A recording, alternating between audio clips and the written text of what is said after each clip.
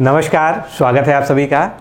उत्तर प्रदेश सामान्य ज्ञान की श्रृंखला में आज हम पढ़ने जा रहे हैं उत्तर प्रदेश में परिवहन, संचार, चर्चित स्थल एवं पर्यटन। ये सभी टॉपिक्स लगभग एक दूसरे से जुड़े हुए हैं, तो इन सभी टॉपिक्स को आज के इस वीडियो में हम कवर करेंगे और आपके एग्ज़ाम पॉइंट ऑफ व्यू से जो फैक्ट महत्वपूर्ण है उन पर हम चर्चा करेंगे और उनको कैसे आप याद रखेंगे या आपके एग्ज़ाम में किस फॉर्म में पूछे जा सकते हैं, इस पर भी हम बात करेंगे। तो एक फैक्चुअल रूप से महत्वपूर्ण टॉपिक है। छोटे मोटे प्रश्न इससे हमेशा आते रहे हैं। यूँ कह लीजिए कि आप उत्तर प्रदेश सामान्य ज्ञान के सेगमेंट में इस टॉपिक को स्किप नहीं कर सकते हैं। आपको निश्चित रूप से इसको पढ़ना होगा और इसमें जो डेटा है वो लगातार अपडेट करते रहना चाहिए। जैसे एक्सप्रेसवेज है या परिवहन विभाग के बारे में है, बाकी जो हम आगे चर्चा करेंगे तो उसमें हम बताते चलेंगे। तो आगे बढ़ते हैं।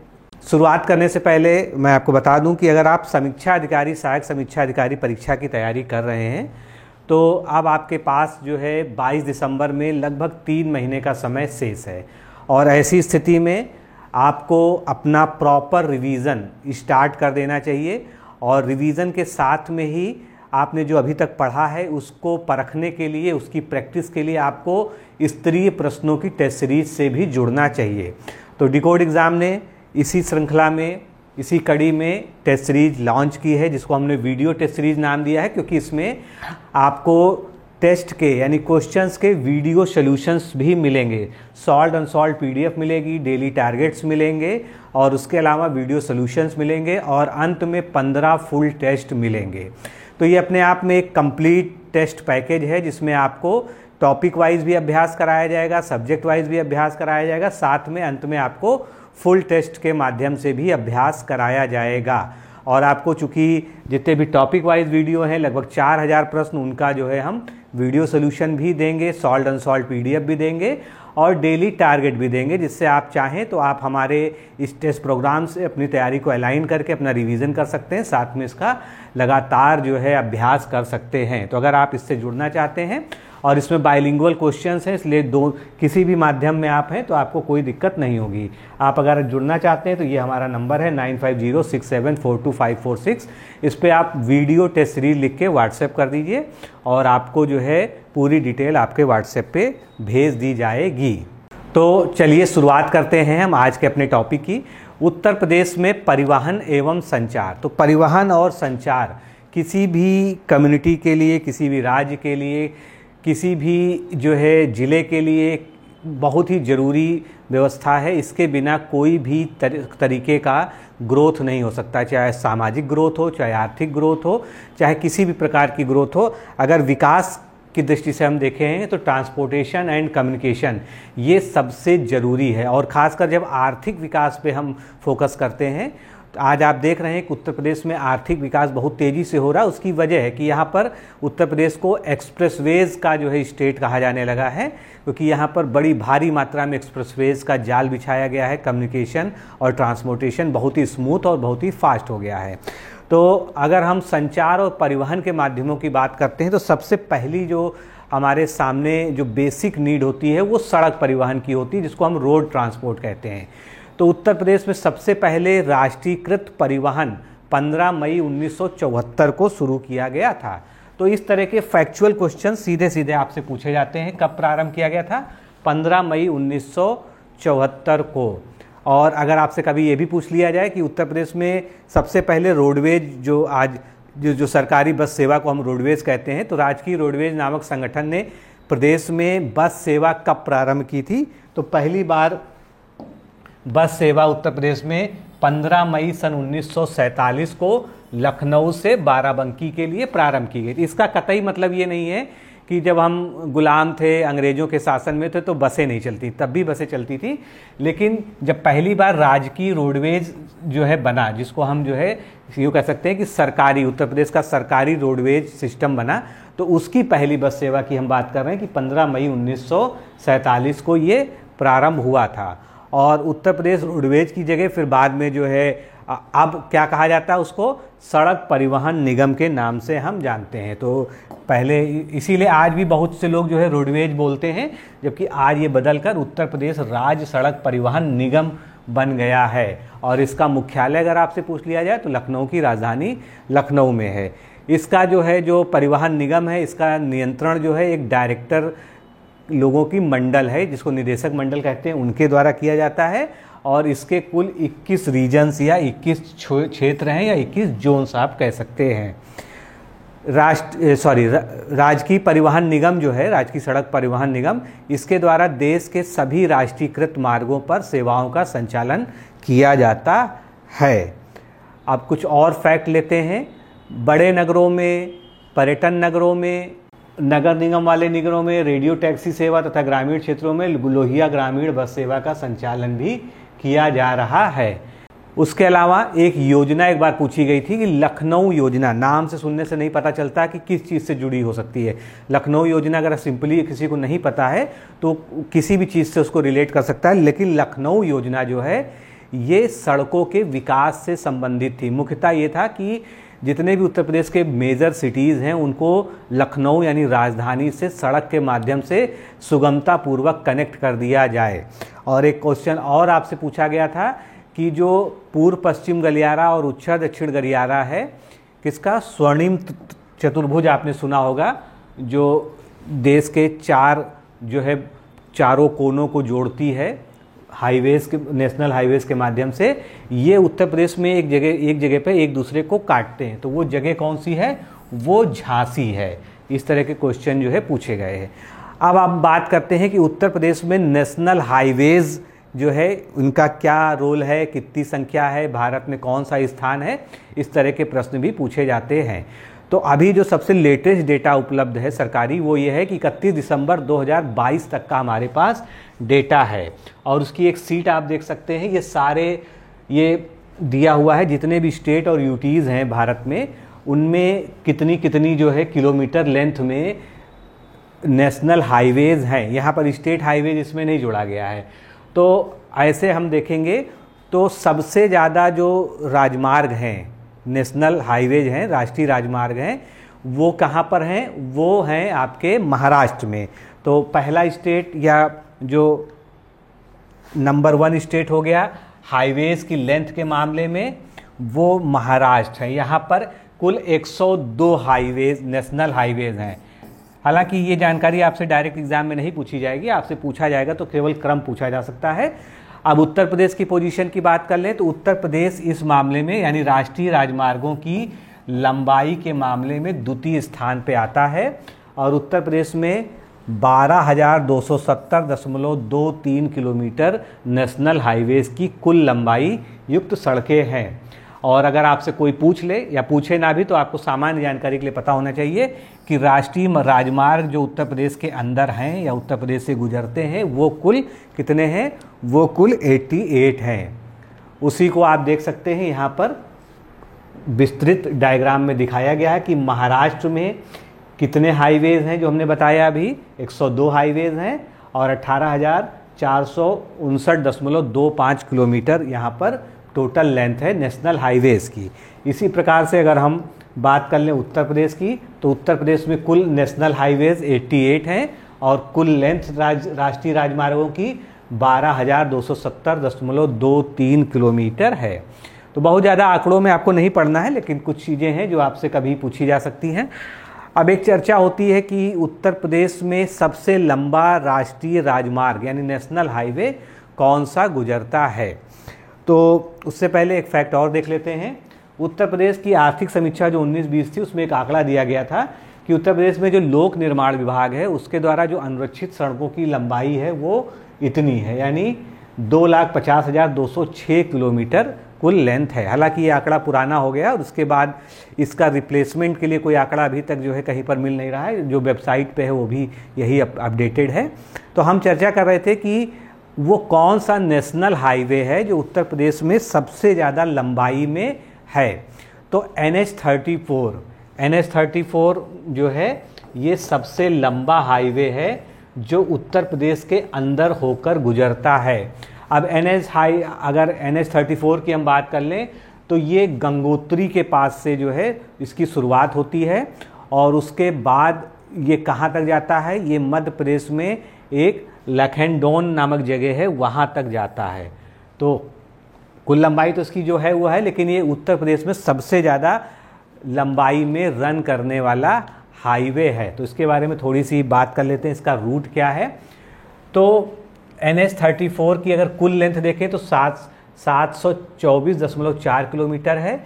ये गंगोत्री धाम से उत्तराखंड में जो है और लखनादौन मध्य प्रदेश तक जो है विस्तारित है। इसके रूट में उत्तर प्रदेश में नजीबाबाद, बिजनौर, मेरठ, गाज़ियाबाद, बुलंदशहर, अलीगढ़, एटा, कन्नौज, कानपुर, हमीरपुर और महोबा पड़ता है। महोबा के बाद जो है ये सीधे MP में प्रवेश कर जाता है।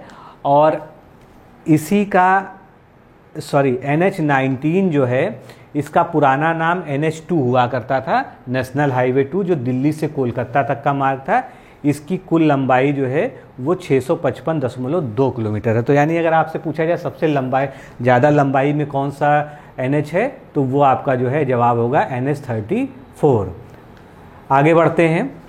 उत्तर प्रदेश में प्रमुख रूप से कई सारे राजमार्ग, जैसे कि हमने देखा कि 88 राजमार्ग, राष्ट्रीय राजमार्ग गुजरते हैं। तो उनमें से कुछ जो है प्रमुख रूप से यहाँ पर दिए हुए हैं। और इनके चूँकि राजमार्गों का अभी पहले नया नंबर और पुराना नंबर, इनमें कन्फ्यूजन होती थी, तो जिसको हम NH-2 कहा करते थे एक समय में, उसका अब नाम जो है NH-19 हो गया है। ये दिल्ली से शुरू होकर कोलकाता तक जाता है, उत्तर प्रदेश से होकर ये गुजरता है। फिर उसके बाद हम बात करते हैं NH-3 जो हुआ करता था, आगरा से शुरू होकर मुंबई तक जाता है। अब इसका जो है नाम NH-44 हो गया है। तो इस तरह से यहाँ पर सारे ही जो मेजर हाईवेज़ हैं, नेशनल हाईवेज जो उत्तर प्रदेश से गुजरते हैं, उसका हमने यहाँ पर विवरण दिया है। हालांकि इतना डेटा आपको याद करने की ज़रूरत नहीं है, केवल सामान्य जानकारी के लिए कुछ बातें होती हैं। अब हम सड़क विकास परियोजनाओं की बात करें जिनमें एक्सप्रेसवेज आते हैं, क्योंकि आज की डेट में उत्तर प्रदेश को एक्सप्रेसवेज का शहर का जो है राज्य कहते हैं। तो एक्सप्रेसवेज में अभी रिसेंट सबसे ज़्यादा चर्चा में जो है वो क्या है, पूर्वांचल एक्सप्रेसवे है। पूर्वांचल एक्सप्रेसवे की जो अनुमानित लंबाई है वो 340.824 किलोमीटर है। अब पूर्वांचल एक्सप्रेसवे को हम अच्छे से समझ लेते हैं। ये एक तो लखनऊ से शुरू होता है। कहाँ से शुरू होता है? लखनऊ से शुरू होता है। और लखनऊ में इसका जो प्रारंभ बिंदु है वो ग्राम चांद सराय है, जो लखनऊ सुल्तानपुर रोड पर स्थित एक गांव है। ये लखनऊ से इसका स्टार्टिंग पॉइंट है। इसके बाद ये ख़त्म कहाँ पर होता है? ये गाजीपुर के हैदरिया में ख़त्म होता है। लखनऊ और गाजीपुर, ये आप देख पा रहे हैं, इसके बीच ये जो है पूरा ये बहला है। तो इसके बाद अब इसको हम देखते हैं कि ये कहाँ कहाँ से जो है होकर गुजर रहा है, क्योंकि इस तरह के कभी प्रश्न पूछ लिए जाते हैं। मान लीजिए आपसे पूछ ही लिया जाए कि पूर्वांचल एक्सप्रेसवे कितने ज़िलों से होकर गुजरता है, या पूर्वांचल एक्सप्रेसवे के रूट में ये ज़िला आता है कि नहीं आता, इस तरह का आपसे अगर क्वेश्चन पूछ लिया जाए तो लखनऊ से शुरू होगा। सबसे पहले हम पहुँचे बाराबंकी, तो इसको याद रखिएगा, ये क्या हो गया, ये दूसरा हो गया, क्योंकि पहला तो हम लखनऊ को ही मान लेंगे। तो 1 और 2 हो गया। इसके बाद जो है ये इंटर करेगा अमेठी में, अमेठी से फिर अयोध्या और सुल्तानपुर, ये सुल्तानपुर को टच करते हुए फिर आप देख सकते हैं अंबेडकर नगर और आजमगढ़, अंबेडकर नगर और आजमगढ़, उसके बाद मऊ, उसके बाद गाज़ीपुर। तो इस तरह से आप देखेंगे कितने ज़िले इसके मार्ग में पड़े। फिर से एक बार काउंट कर लीजिए, 1 2 3 4 5 6 7 8 9। तो पूर्वांचल एक्सप्रेसवे कितने जिलों से होकर गुजरता है? 9 जिलों से होकर गुजरता है। और इस तरह के क्वेश्चन अति संभावित होते हैं, इसमें कोई भी ऐसा नहीं कि नहीं पूछा जा सकता है। इसकी एक और खास बात क्या है, ये जो है सुल्तानपुर में जो है एक कुरेभर के पास अखलकिरी करवात गांव है। यहाँ पर 3.2 किलोमीटर लंबी एक हवाई पट्टी इसी एक्सप्रेसवे पे बनी है। और इस हवाई पट्टी का उद्देश्य क्या है कि मान लीजिए कभी कोई आपात युद्ध होता है, कभी कोई आपात समस्या आती है, तो वायुसेना के विमानों को हवाई पट्टी पर लैंड कराया जा सके, इमरजेंसी लैंडिंग उसकी कराई जा सके। तो ये सुविधा इसमें दी गई है। इसी तरह की सुविधा जो है लखनऊ आगरा एक्सप्रेसवे पर भी है।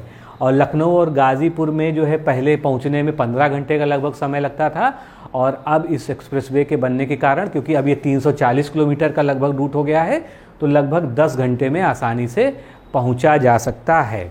और इसमें कोई भी एक इसमें ये भी बात है कि अभी ये 6 लेन है, लेकिन आवश्यकता अनुसार इसको 8 लेन तक बढ़ाया जा सकता है और ये वर्तमान में क्रियाशील है, यानी कार्यशील है। अब आते हैं गोरखपुर लिंक एक्सप्रेसवे। तो गोरखपुर लिंक एक्सप्रेसवे ये जो है क्यों बनाया गया? पूर्वांचल एक्सप्रेसवे को जोड़ना था कहाँ तक? जो है आजमगढ़ तक ले जाकर। तो पूर्वांचल एक्सप्रेसवे को आजमगढ़ से लिंक करने के लिए गोरखपुर लिंक एक्सप्रेसवे बनाया गया। इसकी लंबाई लगभग 91 किलोमीटर है और ये एक्सप्रेसवे पूर्वांचल एक्सप्रेसवे में लिंक किया जाएगा, क्योंकि गाजीपुर से अगर हमको आजमगढ़ को जोड़ना हो तो कैसे जोड़ेंगे? इसी एक्सप्रेसवे से हम जोड़ सकते हैं। और इसका प्रारंभ कहाँ से हो रहा है? गोरखपुर शहर से हो रहा है। आप यहाँ पर देख सकते हैं, ये गोरखपुर से इसका प्रारंभ बिंदु है। इसके बाद जो है NH-27 पे ये है। अंतिम बिंदु जो है आजमगढ़ में पूर्वांचल एक्सप्रेस वे पर इसका है। तो इसका अंतिम बिंदु कहाँ पर है? आजमगढ़ में, क्योंकि आजमगढ़ से पूर्वांचल एक्सप्रेस वे गुजरती है, तो आजमगढ़ में जो है ये जाकर पूर्वांचल एक्सप्रेस वे में मिल जाएगी। मतलब बहुत लंबा रूट नहीं, 91 किलोमीटर का है। अब इसके मार्ग में अगर हम देखेंगे तो गोरखपुर, अंबेडकर नगर, संत कबीर नगर, मतलब ये जिस तरह से सीधा दिखाया गया है इस तरह से सीधा ना होके ये इस तरह से घूमा है। गोरखपुर, संत कबीर नगर, अंबेडकर नगर और आजमगढ़, ये 4 जिलों को कवर कर लेगा। और ये अभी 4 लेन है, लेकिन 6 लेन तक की इसकी विस्तार करने की क्षमता है। इसके बाद इसी तरह का एक अगला एक्सप्रेसवे जो लिंक एक्सप्रेसवे है वो कौन सा है? वो प्रयागराज लिंक एक्सप्रेसवे है और ये भी वाया पूर्वांचल एक्सप्रेसवे ही है, क्योंकि इसमें क्या है, ये लगभग 193 किलोमीटर है। लखनऊ से प्रयागराज को ये सीधा कनेक्ट करता है, लेकिन इसकी कोई कनेक्टिविटी ऐसा नहीं कि कोई अलग से रूट है। ये पूर्वांचल एक्सप्रेसवे के थ्रू ही जो है कवर करता है। और ये कहाँ से शुरू होता है? पूर्वांचल एक्सप्रेसवे पर जो है ये बाराबंकी, क्योंकि पूर्वांचल एक्सप्रेसवे बाराबंकी से कनेक्ट है, बाराबंकी से कनेक्ट होते हुए और ये प्रयागराज के झूसी तक जाता है।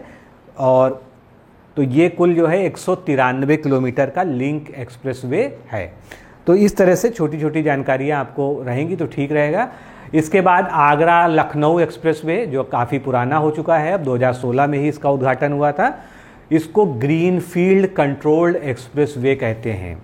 ग्रीनफील्ड क्यों कहते हैं? क्योंकि इसके आसपास जो है पर्यावरण की दृष्टि से इसको जो है ग्रीन एक्सप्रेसवे बनाने का प्रयास किया गया है, और जिससे कि जो है प्रदूषण वाली समस्या को भी ख़त्म किया जा सके। ये 6 लेन वाला ही है ये भी, और इसको 8 लेन तक विस्तारित किया जा सकता है। इसकी कुल लंबाई लगभग 302.22 किलोमीटर है। इसका प्रारंभ कहाँ से होता है? इसकी प्रारंभ आगरा से होता है, क्योंकि इसका नाम ही आगरा लखनऊ है। तो आगरा से इसका प्रारंभ होता है और ये ख़त्म कहाँ पर होता है? लखनऊ में ख़त्म होता है। तो आगरा, फिरोजाबाद, मैनपुरी, इटावा, औरैया, कन्नौज, कानपुर नगर, हरदोई, उन्नाव और लखनऊ ये उसके रूट में पड़ते हैं और अंत में ये आकर लखनऊ में समाप्त हो जाता है। तो अगर आपसे जो है कोई इसका जो है रूट बनाने को कहे तो सबसे पहले आपको आगरा पहुंचना होगा। आगरा से जो है फिरोजाबाद, मैनपुरी ये हुआ, फिर इटावा, औरैया, कन्नौज, इटावा, औरैया, कन्नौज, फिर आ गया ये कानपुर नगर, उन्नाव, और उन्नाव के बाद यहाँ पर हरदोई भी हमको लेना है इसमें। तो ये इस तरह से आएगा, हरदोई को कवर करते हुए उन्नाव, फिर लखनऊ में आकर जो है ये मिल जाएगा। तो ये और लखनऊ में ही जो है ये ख़त्म हो जाता है। तो कभी इसकी लेंथ पूछ ली जाती है, 302 लगभग किलोमीटर। आप याद रखिएगा, बहुत एग्जैक्ट आपको याद रखने की ज़रूरत नहीं है। इसके अलावा अगला एक्सप्रेसवे जो है वो बुंदेलखंड एक्सप्रेसवे है। ये भी एक ग्रीन फील्ड एक्सप्रेसवे है और इस पे अभी कमाल की बात यह है, जो नई चीज़ है कि इस पर जो है जो बीच का डिवाइडर होता है और जो साइड पे खाड़ी जगह है वहाँ पर हर तरफ सोलर पार्क या सोलर पैनल जो है बिछाने की योजना भी प्रारंभ कर दी गई है, जिससे वहाँ पर बिजली का उत्पादन भी हो सके। और इसका एक सबसे बड़ा जो पॉइंट है जो आपको याद रखना चाहिए, ये अभी तक सबसे कम समय में बना हुआ एक्सप्रेसवे है। तो सबसे कम समय में बना हुआ का मतलब कितना है, 28 महीने में इसका निर्माण हो गया था और इसका उद्घाटन जुलाई 2022 में हुआ था। और ये उत्तर प्रदेश के 7 जिलों से होकर गुजरता है। इसका प्रारंभ कहाँ से होता है, इसका प्रारंभ चित्रकूट के भरतकूप से होता है और इसकी समाप्ति कहाँ होती है, ये इटावा में जाकर, इटावा में आगरा एक्सप्रेसवे में, जो जिसकी भी हमने पीछे चर्चा की, उसमें जाकर मिल जाता है। तो मान लीजिए कि किसी को चित्रकूट से आगरा जाना है, तब भी जो है ये उसके लिए सीधा रास्ता है। किसी को चित्रकूट से लखनऊ आना है, लखनऊ से फिर पूर्वांचल एक्सप्रेसवे पकड़ के गाजीपुर जाना है। तो मतलब कुल मिलाकर जो बुंदेलखंड का एरिया है और खासकर जो चित्रकूट है, उसको सभी जगहों से जोड़ दिया गया है इसके माध्यम से। तो ये जो 7 जिले हैं ये आपको याद रखने चाहिए। कभी कभी रूट पूछ लिया जाता है, तो इसका रूट क्या हुआ, चित्रकूट, बांदा, महोबा, हमीरपुर, जालौन, औरैया और इटावा। और जब ये इटावा में टच हो गई तो उधर आप दिल्ली तक भी जा सकते हैं, मेरठ तक भी जा सकते हैं। और इसीलिए लिखा हुआ है यहाँ पर कि दिल्ली मेरठ एक्सप्रेसवे से भी ये जुड़ गया है और आगरा लखनऊ एक्सप्रेसवे से तो ये जुड़ा ही हुआ है। इसका प्रारंभ बिंदु जैसा कि मैंने बताया भरतकूप नामक जगह चित्रकूट में NH-35 पर, वहाँ से होता है। और अंतिम बिंदु जो है इटावा के कुदरेल गांव के पास आगरा लखनऊ एक्सप्रेसवे से जिसको जोड़ा गया है। कुल लंबाई भी जो है आपसे पूछी जा सकती है, तो 296 किलोमीटर लगभग कह सकते हैं, अगर एग्जैक्ट याद रखना हो तो 296.070 किलोमीटर इसकी कुल लेंथ है, यानी लगभग ये भी 300 किलोमीटर के आसपास की लंबाई है। लागत वगैरह आपसे पूछे जाने की संभावना बहुत कम है, क्योंकि और एक्सप्रेसवे का प्रसार अभी ये 4 लेन का है, यानी 4 लेन है, इसको 6 लेन तक जो है एक्सपेंड किया जा सकता है। इस तरह से इसको बनाया गया है।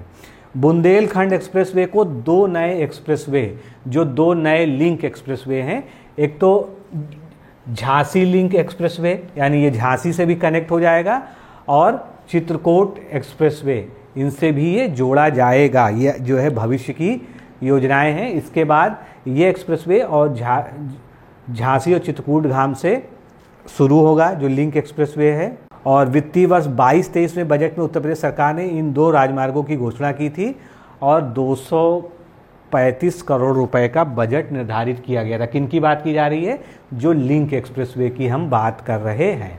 तो 7 जिलों से गुजरता है, इसकी लेंथ 296 किलोमीटर है। ये आपको जो है अच्छे से याद रखना है, ये आपसे पूछा जा सकता है। अब गंगा एक्सप्रेसवे की बात करते हैं, जो अभी शुरू तो नहीं हुआ है, लेकिन महाकुंभ जो आ रहा है 2025 में जनवरी में प्रारंभ होगा प्रयागराज में, तब तक उससे पहले हर हालत में इसको शुरू करने के निर्देश सरकार ने दिए हैं। तो ये गंगा एक्सप्रेसवे कितना लंबा है और कहाँ से कहाँ तक है, ये आपको पता होना चाहिए। तो गंगा एक्सप्रेसवे भी ग्रीन फील्ड एक्सप्रेसवे है, यानी इसको पर्यावरण के अनुकूल बनाया गया है। प्रारंभ बिंदु इसका मेरठ से होगा, NH-34 से। अंतिम बिंदु इसका प्रयागराज होगा, यानी आप देख सकते हैं कि मेरठ से प्रयागराज ये इस तरह से आएगा। एग्जैक्ट रूट इस तरह से हमने नहीं फॉलो किया है। और इसकी लंबाई आप देख सकते हैं 594 किलोमीटर लगभग जो है इसकी लंबाई है। अब मार्ग में क्या क्या पड़ेगा, आप इस तरह के क्वेश्चंस को ना आप मैप में जरूर किया करिए। मार्ग में सबसे पहले मेरठ पड़ेगा, उसके बाद हापुड़ पड़ेगा, फिर बुलंदशहर, अमरोहा, संभल, बदायूं, शाहजहांपुर, हरदोई, उन्नाव, रायबरेली, प्रतापगढ़ और प्रयागराज, ये सभी जो है इसके रास्ते में पड़ेंगे। तो अगर आप देख सकते हैं कि ये रास्ते में हर एक्सप्रेसवे से जुड़ा हुआ भी है। आप अगर मेरठ से शुरुआत करते हैं और आपको गाज़ीपुर जाना है तो आप बहुत आसानी से पहुंच जाएंगे, इसमें कोई समस्या नहीं होगी। 6 लेन है ये एक्सप्रेसवे, 8 लेन तक जो है इसके विस्तारण की क्षमता है। और अभी आज की दृष्टि में अगर देखें, ये भारत का दूसरा सबसे लंबा एक्सप्रेसवे है। और जो पहला लंबा एक्सप्रेसवे सबसे लंबा है वो है समृद्धि एक्सप्रेसवे, जो मुंबई से नागपुर वाला है, जिसकी लंबाई 701 किलोमीटर है। तो कहीं कहीं पर लिख दिया जाता है कि ये सबसे लंबा एक्सप्रेसवे है, वो आज की दृष्टि में अभी सही नहीं है।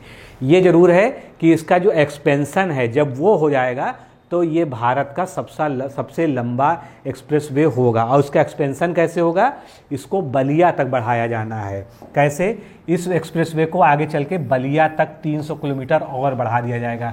तो आप जोड़ लीजिए 594 प्लस 300, तो ये सबसे लंबा एक्सप्रेसवे हो जाएगा भारत का, जो दिल्ली से शुरू होगा और बिहार तक पहुंच जाएगा। और उत्तर प्रदेश सरकार का जो लक्ष्य है वो मैंने आपको बताया कि महाकुंभ जो आ रहा है उससे पहले इसका उद्घाटन हो जाए और ये क्रियाशील हो जाए। आगे बढ़ते हैं, यमुना एक्सप्रेसवे बहुत ही पुराना एक्सप्रेसवे है। इसका पुराना नाम पहले आपको पता होना चाहिए, इसको ताज एक्सप्रेसवे भी कहते थे। और 6 लेन है, 8 लेन तक जो है इसको एक्सपेंड किया जा सकता है। इसकी लागत वगैरह आपसे नहीं पूछी जाएगी। अब इसकी शुरुआत कहाँ से होती है, इसकी शुरुआत होती है गौतम बुद्ध नगर, या आप लोग जो है जो ये ज़िले का नाम हो गया, नोएडा से आप लोग को भली बात याद रहता है। उसके बाद अलीगढ़, मथुरा, हाथरस और आगरा तक जो है इसका विस्तार है, यानी ये नोएडा से आगरा तक है। फिर आगरा से क्या करेंगे आप, आगरा से आगरा लखनऊ एक्सप्रेसवे पकड़ लेंगे। तो इस तरह से हर एक्सप्रेसवे आपस में कनेक्ट है। ये भारत का सबसे लंबा 6 लेन कंट्रोल्ड एक्सेस स्ट्रेच एक्सप्रेसवे है। अब इसका मतलब क्या है कि इसका जो स्ट्रेच है उसको कंट्रोल्ड किया जा सकता है कि हमको किधर से बढ़ाना है, किधर से घटाना है। ये सब चीज़ें जो है इसमें बनाई गई हैं। इसका पुराना नाम ताज एक्सप्रेसवे था, क्योंकि ये जो है शुरुआत में जो पर्यटन के लिए जो है इसको ताज महल से जोड़ के बोला जाता था। अब आगे बढ़ते हैं, अभी एक रिसेंट जो है एक्सप्रेसवे बन रहा है जिसका नाम दिया गया है नेशनल एक्सप्रेसवे 6, और ये जो है 63 किलोमीटर लंबा होगा, लखनऊ कानपुर एक्सप्रेसवे। ये कहाँ से कहाँ होगा, तो लखनऊ से कानपुर के बीच होगा, और ये एलिवेटेड रोड को नेशनल एक्सप्रेसवे का दर्जा दे दिया गया है NHAI के द्वारा। यानी इसका जो मोस्टली जो रूट होगा वो एलिवेटेड होगा। इधर कोई किसी ने अगर जो है कानपुर से लखनऊ का सफ़र किया होगा तो आपको ये निर्माणाधीन रास्ते में दिखा होगा, ये 8 लेन का होगा। और लखनऊ कानपुर जो राष्ट्रीय राजमार्ग NH-27 के 11 किलोमीटर से शहीद पथ के पास NE-6 से शुरू होगा। इसके बाद जो छोटी छोटी जगहें हैं जिनके बारे में आपको जानना बिल्कुल ज़रूरी नहीं है, बनी, कांठा, अमरदास होते हुए NH-27 के पास 71.3 किलोमीटर के पास NE-6 में ये समाप्त होगा। तो ये कुछ ज़्यादा डिटेल जानकारी है, इसकी जानकारी की ज़रूरत नहीं है। अब आते हैं उत्तर प्रदेश में रेल परिवहन की बात करते हैं। तो आप सभी लोग जानते हैं कि भारत में जो पहली रेल लाइन बिछाई गई थी वो मुंबई से ठाणे के बीच में बिछाई गई थी और 1853 में लगभग 34 किलोमीटर की ये रेलवे ट्रैक लाइन थी। उत्तर प्रदेश में अगर हम बात करें तो आज की डेट में 9000 किलोमीटर से अधिक का रेल मार्ग है। यानी उत्तर प्रदेश देश के सभी राज्यों से, सभी शहरों से वेल कनेक्टेड है। उत्तर मध्य रेलवे NCR के साथ उत्तर रेलवे, उत्तर पूर्व मध्य जोनल रेलवे राज्य के नेटवर्क में है। यानी ये रेलवे के जोन्स हैं यहाँ पर, इतना ज़्यादा डिटेलिंग में ज़रूरत नहीं है। पूर्वोत्तर रेल, जिसको हम NER कहते हैं, का मुख्यालय कहाँ पर है, गोरखपुर में। ये प्रश्न पूछा जा चुका है 1-2 बार। और उत्तर मध्य रेलवे का मुख्यालय कहाँ पर है, प्रयागराज में। तो ये दो, चूँकि ये जोनल ऑफिस है रेलवे के, नेशनल लेवल की चीज़ है, इसलिए इसको याद रखिएगा। उत्तर प्रदेश में अगर देखें तो रेलवे के 9 प्रभाग हैं या 9 डिवीजन्स हैं। भारतीय रेलवे का सबसे लंबा यार्ड, अगर यार्ड की बात हो रही है, यहाँ प्लेटफॉर्म की लंबाई की बात नहीं हो रही है, तो ये मुगल सराय में है, जिसका अब नया नाम क्या है, पंडित दीनदयाल उपाध्याय रेलवे स्टेशन। चंदौली जिले के मुगल सराय जंक्शन रेलवे स्टेशन का नाम अब जो है क्या कर दिया गया है, DDU यानी दीनदयाल उपाध्याय रेलवे स्टेशन कर दिया गया है। और अभी तक एक नाम चलता था मड़ुआडीह वाराणसी रेलवे स्टेशन का, जहाँ पर डीजल इंजन बनाने का कारखाना भी है। इसका नाम अब बदल के क्या कर दिया गया, इसको सिंपली जो है अब बनारस रेलवे स्टेशन कर दिया गया है। इसकी आधारशिला जो है मड़ुआडीह में जो इंजन कारखाने की थी वो 23 अप्रैल 1956 को तत्कालीन राष्ट्रपति स्वर्गीय डॉक्टर राजेंद्र प्रसाद के द्वारा की गई थी। और अब इसे हम बनारस रेलवे स्टेशन के नाम से जानते हैं। तो आगे कुछ और फैक्ट्स देखते हैं। उत्तर प्रदेश में एक और रेल कोच फैक्ट्री है जो कि कहाँ पर है, रायबरेली में है। ये क्वेश्चन पूछा जाता है। तो यहाँ पर जो है सवारी डिब्बे कोचों का निर्माण किया जाता है लालगंज में। राज्य में एक रेल संग्रहालय भी है, कहाँ पर है? वाराणसी में है। उत्तर प्रदेश में अगर प्रथम रेलगाड़ी की बात करें कब चलाई गई थी, तो उत्तर प्रदेश में मार्च 1859 को पहली रेलगाड़ी चलाई गई थी प्रयागराज से कानपुर के बीच में। इस तरह के फैक्ट कभी पूछे जा सकते हैं, बहुत ज़्यादा संभावना तो नहीं है लेकिन जानकारी होनी चाहिए। तो ये जो है मतलब एक तरह से उत्तर प्रदेश में रेलवे के इतिहास की बात हो गई।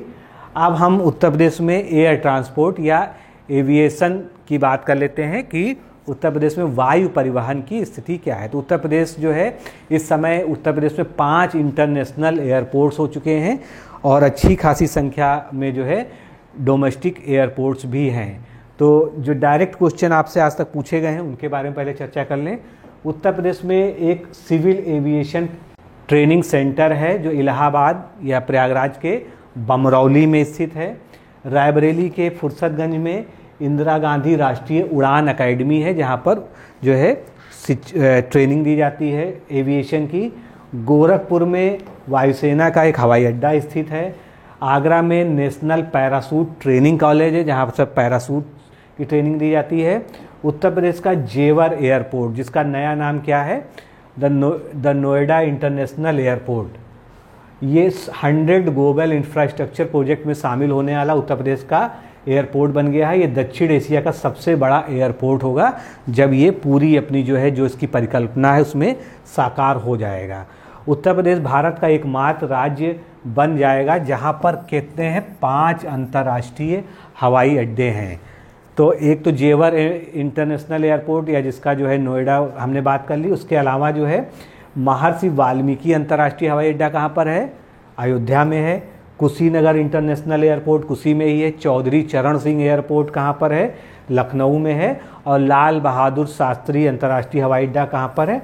वाराणसी में। तो आपको ये जगहें याद रहनी चाहिए कि जो 5 इंटरनेशनल एयरपोर्ट्स की बात की गई है वो कहाँ कहाँ पर है। तो लखनऊ के हवाई अड्डे का नाम पहले अमौसी हवाई अड्डा था क्योंकि जहाँ पर ये स्थित है वो एरिया अमौसी है। अब इसको चौधरी चरण सिंह अंतर्राष्ट्रीय हवाई अड्डा नाम दे दिया गया है। इसी तरह से वाराणसी का जो है जो हवाई अड्डा है उसका पहले नाम बाबतपुर हवाई अड्डा था, अभी भी बोलते हैं, लेकिन अब नया नाम उसका लाल बहादुर शास्त्री अंतर्राष्ट्रीय हवाई अड्डा हो गया है। बमरौली हवाई अड्डा कहाँ पर है? प्रयागराज में है।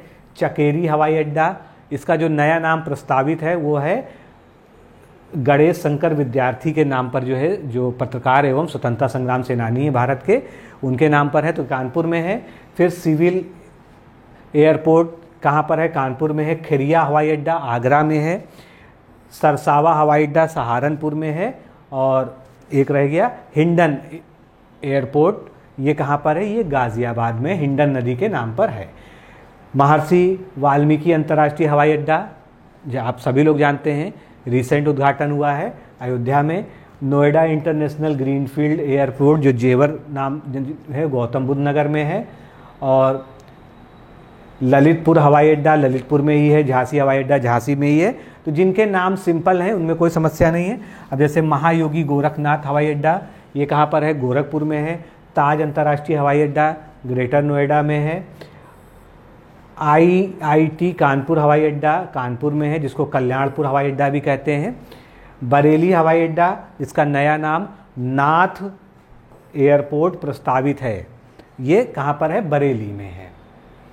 अब हम बढ़ते हैं जल परिवहन के बारे में। तो उत्तर प्रदेश में जल परिवहन कोई बहुत ज़्यादा नहीं है, लेकिन यहाँ पर बहुत सारी नदियाँ हैं।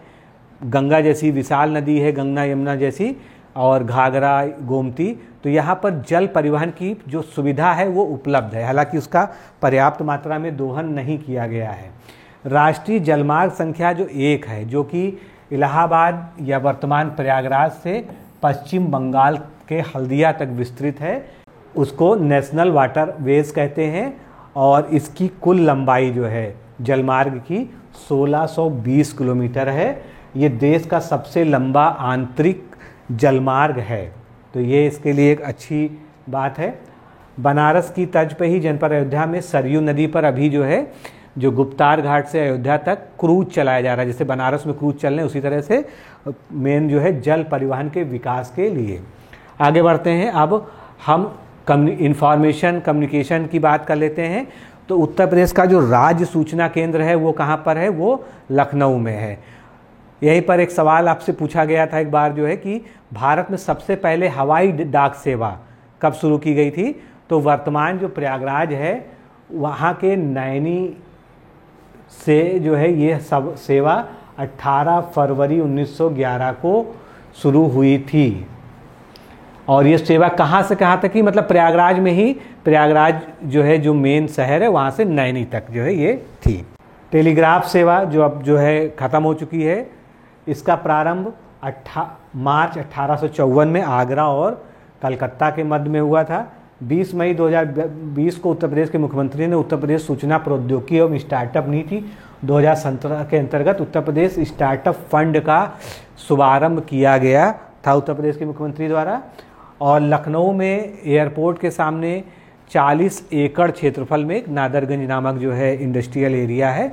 यहाँ पर PPP मॉडल पर अत्याधुनिक सूचना प्रौद्योगिकी कॉम्प्लेक्स का निर्माण करना प्रस्तावित है, जिसमें देश के सबसे बड़ा इनक्यूबेशन सेंटर बनाए जाने की सहमति मिल चुकी है। तो ये कुछ फैक्ट्स थे कम्युनिकेशन से रिलेटेड जो आपसे पूछे जा सकते हैं। अब हम बात कर लेते हैं उत्तर प्रदेश के प्रसिद्ध धार्मिक, ऐतिहासिक और चर्चित स्थल की। इसमें सीधा सीधा आपसे स्थल और उसका कहाँ पर स्थित है, दो चीज़ें जो है पूछी जाती हैं जो जब सामान्य रूप से क्वेश्चन आता है। तो उत्तर प्रदेश पर्यटन की दृष्टि एक समृद्ध राज्य है ही है, क्योंकि यहाँ पर धार्मिक और कई तरह के जो है पर्यटन के अवसर मौजूद हैं और काफ़ी प्राचीन परंपरा से चला आ रहा है। तो उत्तर प्रदेश के जो प्रमुख दर्शनीय स्थल हैं उनको हम एक लिस्ट के माध्यम से यहाँ पर समझ लेते हैं, क्योंकि आपसे जो पूछा जाता है वो सीधा सीधा लिस्ट पूछा जाता है। तो बहुत सारी, मतलब 80% चीज़ें आपको इनमें से पता ही होंगी। जैसे ताजमहल है तो आगरा में है। अब आपसे पूछा जाए माथा कुंवर बुद्ध प्रतिमा, तो हो सकता है आपको ना पता हो। ये सभी उत्तर प्रदेश की वेबसाइट से लिए हुए स्थल हैं, इसलिए महत्वपूर्ण है। कुशीनगर में है, वृंदावन मंदिर सभी लोग जानते हैं मथुरा में है, दशावतार मंदिर देवगढ़ ललितपुर में है, खानकाह रसीदिया ये मैनपुरी में है, हरिदेव जी मंदिर गोवर्धन मथुरा में है, भगवान वाराह का मंदिर कहाँ है, सोरो क्षेत्र जो पड़ता है कासगंज में, वहाँ पर है। लाडली जी जिनको राधा जी का मंदिर कहते हैं ये भी मथुरा में है। रूमी दरवाज़ा लखनऊ में है, काफ़ी आइकॉनिक स्ट्रक्चर है। उत्तर प्रदेश को जब भी कहीं पर प्रोजेक्ट किया जाता है तो रूमी गेट का जो फोटो करता है। फिर भीतर गांव में एक गुप्तकालीन मंदिर हुआ है, वो कहाँ पर है, कानपुर में है। गोला गोकर्णनाथ मंदिर जिसको छोटी काशी भी कहते हैं, ध्यान रखिएगा कभी इस तरह का भी प्रश्न आ सकता है। छोटी काशी के नाम से कौन सा धार्मिक स्थल प्रसिद्ध है, तो गोला गोकर्णनाथ मंदिर है, ये भगवान शिव का मंदिर है, लखीमपुर खीरी जिले में है। फिर भारद्वाज आश्रम और अक्षय वट कहाँ पर है, प्रयागराज में है। चक्र तीर्थ नैमिषारण्य जहाँ पर कहा जाता है कि 84,000 ऋषियों ने तपस्या की थी, सीतापुर में है। शाकंभरी देवी मंदिर सहारनपुर में काफ़ी फेमस है। आनंद भवन प्रयागराज में है। दान तीर्थ ये कहाँ पर है, हस्तिनापुर में है। तो जो स्थल आपको नहीं पता है उनको खासकर जो है याद रखिएगा। जैसे कि एक प्रश्न पूछ लिया गया था कि पागल बाबा का मंदिर कहाँ पर है, तो लोगों को नहीं पता था कि ये मथुरा वृंदावन में है। तो इसी तरह से थोड़े से अब ऐसे प्रश्न पूछे जा रहे हैं जो बहुत ज़्यादा पॉपुलरिटी जिन स्थलों की नहीं है। कड़क शाह बाबा की मज़ार ये कहाँ पर है, कौसाम्बी में है। व्यास टीला और नरसिंह टीला कहाँ पर है, जालौन में है। बावनी इमली शहीद स्थल बहुत इंपॉर्टेंट है, पूछा जा चुका है, फतेहपुर में है। विंध्यवासिनी मंदिर निश्चित रूप से विंध्याचल धाम आप लोग गए होंगे, ये मिर्ज़ापुर में है। फांसी इमली शहीद स्थल प्रयागराज में है। लोधेश्वर महादेव मंदिर बहुत ही फेमस है बाराबंकी में, जहाँ पर कांवड़ यात्रा के बाद जो है मतलब उस क्षेत्र के लोग जो है जल चढ़ाते हैं जाकर। शहीद स्थल छावनी बस्ती में है। भृगु मंदिर ये कहाँ पर है, भृगु ऋषि का मंदिर है बलिया में। कनक भवन अयोध्या में बहुत फेमस है। मुगल घाट फर्रुखाबाद में है। सप्त मातृका की प्रतिमा कहाँ पर है, कन्नौज में। तो जो चीज़ें आप लोग को नहीं पता है उसको अगर आप चाहें नोट कर सकते हैं या स्क्रीनशॉट ले सकते हैं। अवघड़नाथ मंदिर कहाँ पर है, मेरठ में है। जेके टेम्पल कानपुर का बहुत ही फेमस है। जायसी स्मारक रायबरेली में है। दिगंबर जैन मूर्तियाँ जो आसई किले से प्राप्त हुई हैं वो कहाँ पर हैं, इटावा में है। अशफाक उल्लाह खां की मज़ार शहीद अशफाकुल्ला खां की ये शाहजहाँपुर में है। तो ये सभी मुख्य दर्शनीय स्थल हैं। शुक्ल तालाब कहाँ पर है? कानपुर देहात में है। चाइना मंदिर श्रावस्ती में है। अब कुछ ये इस तरह के नाम हैं, हो सकता है आपको नहीं पता हो, इसलिए विशेष रूप से आपको ध्यान रखना चाहिए। गोरखनाथ मंदिर बहुत ही फेमस है, गोरखपुर में है। रानी महल जो कि महारानी लक्ष्मीबाई जी से संबंधित है, झांसी में है। बौद्ध स्तूप ऐसे तो जो है कई जगहों पे है, लेकिन कुशीनगर पिपरावा जो सिद्धार्थनगर में, यहाँ पर जो है फेमस है। तो कुशीनगर सिद्धार्थनगर दोनों है। मकरबई मंदिर कहाँ पर है? महोबा में है। बाबा सोमनाथ जी का मंदिर देवरिया में है। कामदगिरी पर्वत जो भगवान राम से जुड़ा हुआ एक स्थल है, और जो लोग चित्रकूट जाते हैं वो इसकी परिक्रमा भी करते हैं। यहाँ पर मंदिर भी है और इसकी परिक्रमा का मार्ग बना हुआ है, तो बहुत ही फेमस है ये भी। संत कबीर निर्वाण स्थली कहाँ पर है? मगहर नामक जगह है, जहाँ पर जो है संत कबीर जी ने समाधि ली थी, यानी संत कबीर नगर में है ये। लाल दरवाजा मंदिर जौनपुर में है। कलिंजर दुर्ग खूब आता है, कहाँ पर है? बांदा में है। और हाजी वारिस अली शाह की मजार, जिसको हम देवा शरीफ के नाम से जानते हैं, जहाँ पर सालाना उर्स भी लगता है, ये बाराबंकी में है। हिंदू मुस्लिम दोनों ही धर्म के लोग जो है इस पे जाते हैं, काफ़ी मान्यता है इसको। रज़ा लाइब्रेरी कहाँ पर है? रामपुर में है। सैयद सालार मसूद गाजी की दरगाह बहराइच में है, जिसको वहाँ पर लोकली कहते हैं गाजी मियाँ का मेला लगता है वहाँ पर वार्षिक रूप से। सिबली एकेडमी आजमगढ़ में है। इसके अलावा कपिल मुनि का आश्रम, रामेश्वर मंदिर एवं भेद कुंड, ये कहाँ पर है? फर्रुखाबाद में है। देवी पाटन मंदिर, या जिसको पाटेश्वरी देवी, उनका नाम जो है, जो वहाँ पर माता विराजमान है, पाटेश्वरी देवी हैं। तो इन्हीं के नाम पे जो गोंडा बलरामपुर वाला जो मंडल है, उसको जो है देवी पाटन मंडल के नाम से जानते हैं। महर्षि दधीचि आश्रम कहाँ पर है? सीतापुर में है। पार्वती अरंगा अभ्यारण्य, ये वन्यजीव अभ्यारण्य है, गोंडा में है। छेमकली देवी मंदिर, पद्मावती सदी मंदिर, जयचंद का किला एवं हाजी शरीफ मंदिर, ये कहाँ पर है? ये सभी जो है कन्नौज में है। कुछ और देख लेते हैं। रेणुकेश्वर महादेव मंदिर कहाँ पर है? ये सोनभद्र में है। नंदीग्राम, जिसको भरत कुंड कहते हैं, शीश महल एवं नागेश्वर नाथ व राम जन्मभूमि मंदिर, ये सभी अयोध्या में है। सीता कुंड घाट सुल्तान भवन में है। इसके बाद कनक भवन, मढ़ी पर्वत, वाल्मीकि रामायण भवन, ये सभी अयोध्या में है। सीता मढ़ी एक धार्मिक स्थल है, ये भदोही में है। सैयद शाह अब्दुल रज़ाक की दरगाह बाराबंकी में है। 84 गुंबद बहुत ही फेमस है, कालपी में है, जालौन में है। महर्षि दुर्वासा एवं भारद्वाज का आश्रम, ऋषि भारद्वाज का आश्रम प्रयागराज में है। बेल्हा देवी मंदिर प्रतापगढ़ में है, बहुत ही मान्यता प्राप्त जो है ये स्थल है। कुंतेश्वर मंदिर, ये महाभारत कालीन इसको जोड़ा जाता है, ये बाराबंकी में है। इसके अलावा एजाज अली हाल, ये कहाँ पर है? ये बिजनौर में है। देवा शरीफ, अभी हमने पीछे भी बात की थी, बाराबंकी में है। और एक पारिजात का वृक्ष भी है लोधेश्वर महादेव के पास में ही, बाराबंकी में। शुक्रताल का प्राचीन शिव मंदिर मुजफ्फरनगर में है। माता राजराजेश्वरी मंदिर कहाँ पर है? उन्नाव में है। धानापुर शहीद स्मारक चंदौली में है। लॉर्ड कॉर्नवालिस का मकबरा गाजीपुर में है। देवकली मंदिर औरैया में है। तुलसी स्मारक बांदा में है। इमामबाड़ा और छतर मंजिल, इमामबाड़ा तो लखनऊ की पहचान के रूप में जाना जाता है। फिर लॉर्ड कॉर्नवालिस का मकबरा तो हो ही गया गाजीपुर में। विक्टोरिया हॉल घंटाघर कहाँ पर है? हरदोई में है। शेख सलीम चिश्ती का मकबरा कहाँ पर है? ये फतेहपुर सीकरी जो आगरा में स्थित है, वहाँ पर ये बना हुआ है। अब आगे चलते हैं, उत्तर प्रदेश में पर्यटन की बात कर लेते हैं। इसमें मेन लो है, हम उन फैक्ट्स को पढ़ लेते हैं जो आपसे पूछे जाने की संभावना है। तो सबसे पहले पर्यटन विभाग की स्थापना कब हुई थी, ये प्रश्न है। तो पर्यटन को बढ़ावा देने के लिए 1956 में पर्यटन विभाग, 1972 में पर्यटन निदेशालय और 1974 में पर्यटन विकास निगम बना था। तीनों को अलग अलग याद कर लीजिएगा। 1989 में पर्यटन को उद्योग का दर्जा यानी इंडस्ट्री का दर्जा दिया गया। उसके बाद से पर्यटन उत्तर प्रदेश में एक व्यवस्थित तरीके से आर्थिक ग्रोथ करना शुरू किया। फिर आगरा स्थित जो लाल किले को अकबर ने निर्मित कराया था, मुगल सम्राट अकबर का मकबरा कहाँ पर है? सिकंदरा नामक जगह आगरा में है। 88,000 ऋषियों की तपस्थली नैमिषारण्य जिले सीतापुर में है। भगवान राम की जन्मस्थली अयोध्या में है और ये सरयू नदी के तट पर स्थित है। बहुत सामान्य चीज़ें हैं, प्रीवियस ईयर में पूछी गई हैं इसमें से ज़्यादा चीज़ें। दक्षिण पांचाल की राजधानी काम्पिल्य है, जो कि एक महाजनपद था और जो कि उत्तर प्रदेश के फर्रुखाबाद जिले में वर्तमान में स्थित है। काम्पिल्य का महत्व क्या है धार्मिक ऐतिहासिक? तो काम्पिल्य में ही गुरु द्रोणाचार्य, महासती द्रौपदी तथा जैन धर्म के 13वें तीर्थंकर भगवान विमलनाथ का जन्म हुआ था। तो ये इसका महत्व हो गया।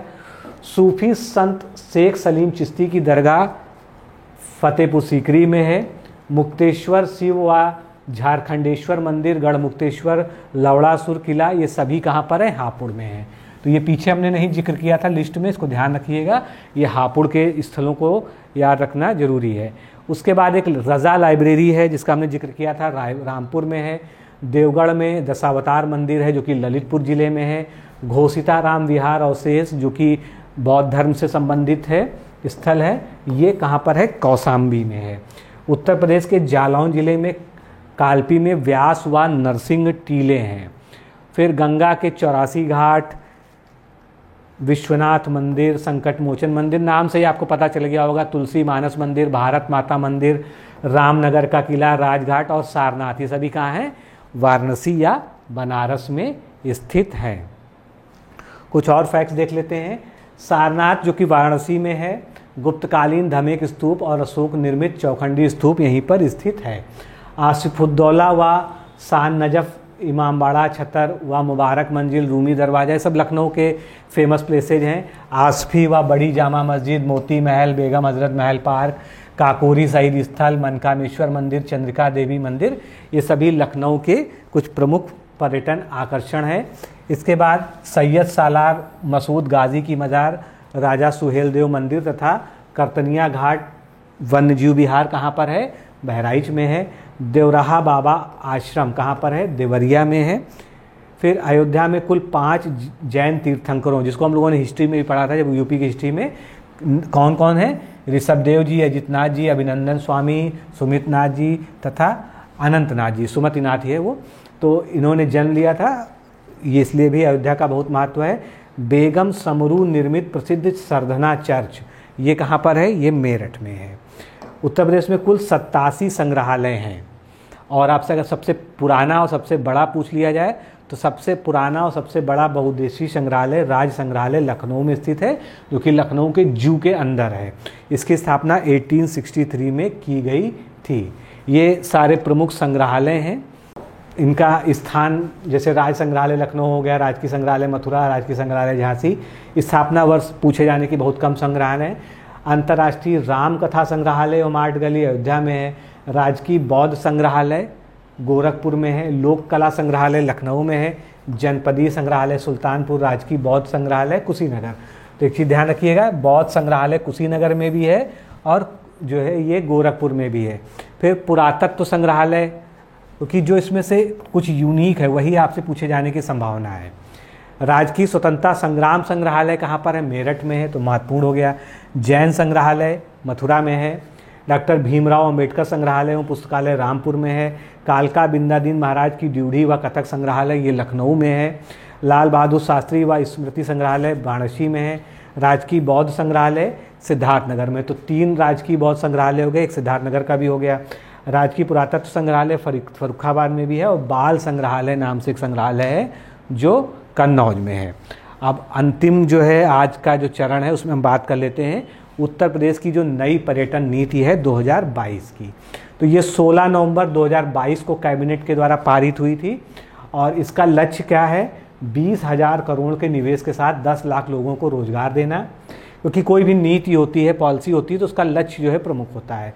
होटलों को उद्योग का दर्जा मिलेगा। पानी, बिजली, संपत्ति कर, सीवेज टैंक, इन सब पे भी जो व्यावसायिक जगहों में औद्योगिक होगी। रामायण, महाभारत और अन्य जो है शक्तिपीठ जो है इनकी सर्किटों का विकास होगा। वाइल्ड लाइफ इको टूरिज्म पर जो है ज़्यादा ध्यान दिया जाएगा।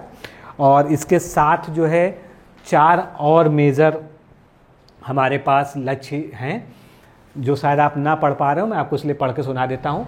घरेलू पर्यटन संख्या में वृद्धि करना, विदेशी पर्यटकों के आगमन के संबंध में शीर्ष स्थान प्राप्त करना। उत्तर प्रदेश में 20,000 करोड़ रुपए के निवेश से पर्यटन क्षेत्र को आकर्षित करना। पर्यटन और आतिथ्य क्षेत्र में 10 लाख अतिरिक्त रोजगार सृजित करना, ये बातें यहाँ पर आ चुकी हैं।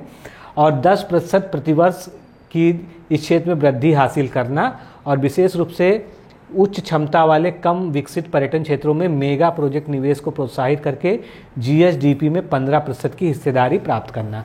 तो उत्तर प्रदेश राज्य की जो जीएसडीपी है, स्टेट जीडीपी है, उसमें 15% जो है इस सेक्टर को तक पहुंचाना, ग्रोथ तक, ये जो है इस पॉलिसी का जो है मुख्य लक्ष्य हम मान सकते हैं। तो इस तरह से ये सारे जो है लक्ष्य कवर हो गए। तो मित्रों, आज के इस लेक्चर में हम लोगों ने जितने भी इम्पॉर्टेंट फैक्ट थे हमारे टॉपिक से रिलेटेड, उनको कवर कर लिया है। इस लेक्चर को 1-2 बार और रिवाइज करके देखिएगा, सारी चीज़ें क्रिस्टल क्लियर हो जाएंगी, याद भी हो जाएंगी। तो अभी के लिए इतना ही, फिर मिलते हैं अगले लेक्चर में। नमस्कार, धन्यवाद। तो अगर आप समीक्षा अधिकारी परीक्षा की तैयारी कर रहे हैं और हिंदी में ये चाहते हैं कि आपका स्कोर 60 में से 55 प्लस का रहे कम से कम, तो आप हमारी सामान्य हिंदी की ये बुक ले सकते हैं। ये बुक बेसिकली जितनी भी मानक पुस्तकें हिंदी की हैं और मानक शब्दकोश हैं, उनके एक बृहद संकलन के आधार पर तैयार की गई है, विश्लेषण के साथ में।